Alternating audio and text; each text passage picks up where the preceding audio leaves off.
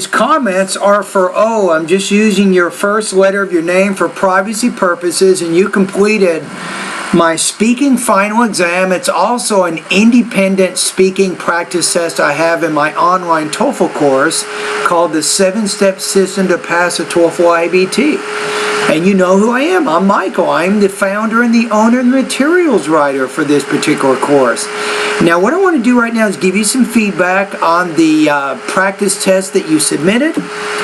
And I want to take a look at 3 specific areas of this particular practice test. So let me click on the rubrics here.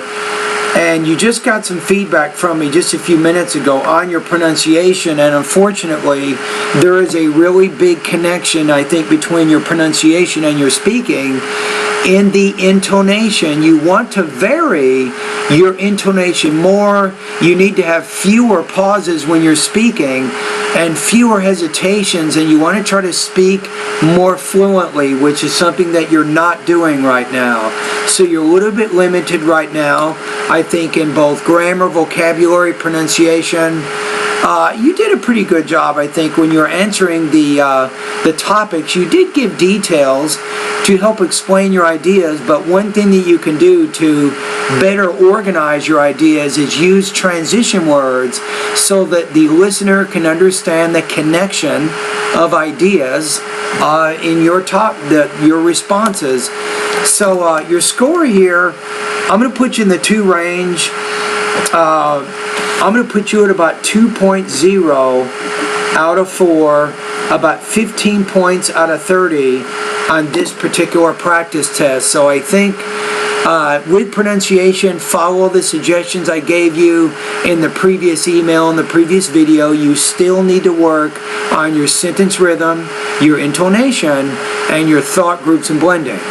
You also should make some modest improvements with your vocabulary and your grammar. You can learn more vocabulary beginning with my vocabulary lesson number 3. Remember, that's my first section of my course.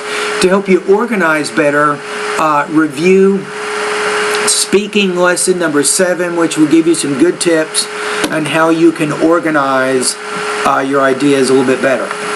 Now let's take a look at the syllabus. I'm on page 3 under the speaking final exam.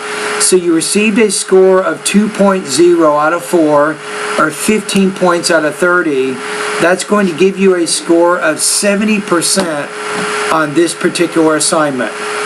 All right, thank you.